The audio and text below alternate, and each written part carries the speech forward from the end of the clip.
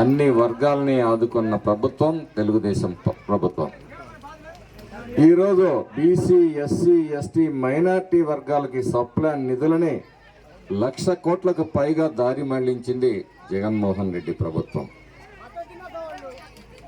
ఎప్పుడు 25 లక్షల ఇళ్ళు కట్టిస్తాను బలహీన వర్గాలకని చెప్పేసి ఎన్నికల ముందు ప్రకటించిన ఈయన మరి మీ గ్రామంలో ఇన్ని ఇళ్ళు కట్టించారు, ఎన్ని రోడ్లు వేయించారు, ఎంతమందికి నీళ్లు అందించారు? మరి ఇక్కడ నీళ్ళైతే లేవు కానీ సారా నీళ్ళైతే మస్తుగా దొరుకుతాయి.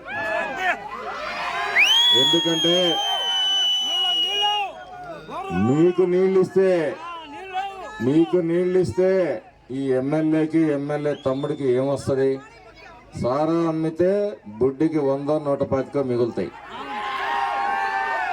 కాబట్టి ఆయన సారానే ఇస్తాడు.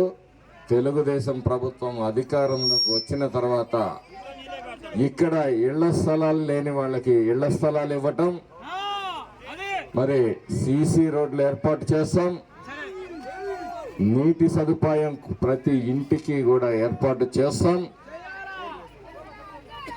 మరి జలకళ ద్వారా బోర్లు అందించే ప్రయత్నం చేసి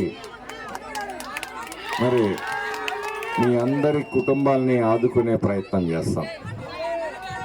సామాజిక న్యాయం అంటే సమాజంలో అన్ని వర్గాల అభివృద్ధి కోసం కృషి చేయటం అనేది సామాజిక న్యాయం. అంతేగాని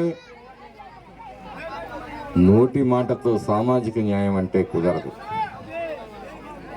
ఈరోజు ఎస్సీ, ఎస్టీ సప్లాన్ నిధులన్నింటినీ కూడా దారి మళ్లించటం వలన ఎస్టీలకి, ఎస్సీలకి, బీసీలకి చాలా అన్యాయం జరిగిపోయింది.